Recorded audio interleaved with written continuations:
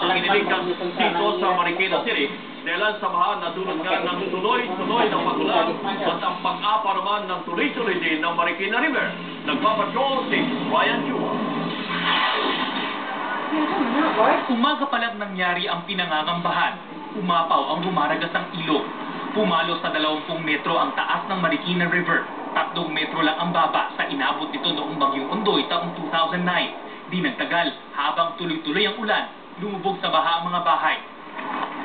Tulad sa Providence Village na isa sa pinakamatinding hinagupit ng Bagyong Ondoy.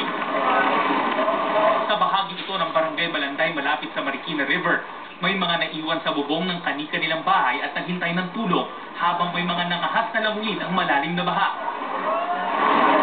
Para makuha ang mga naiwang gamit, dinagpas pa ng pamilya ito ang isang bahagi ng bubong nila.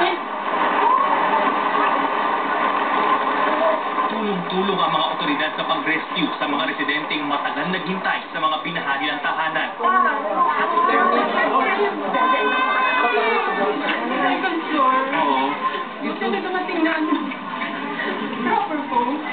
Gano'n mo kayo katagal naghintay doon? Kanina pa ano? Magandang nagdulo kami.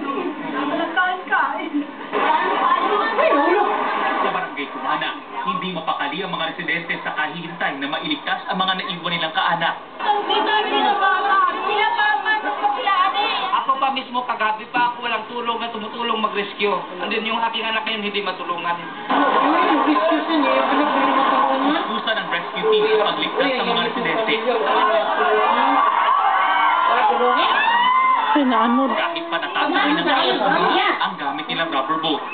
Ayon sa mga otoridad, kagabi pa nasabihan ang mga residente, lalo na sa mabababang lugar na lumikas na kahit hindi pa gaano bumabaha. Pero marami raw sa kanila ang piniling manatili sa mga bahay nila, umaasang hindi tataas ng ganito ang tubig. Hindi matiyak kahit ng hepe ng pulisya ng puliso sa Marikina kung maililigtas ang lahat bago dumilim.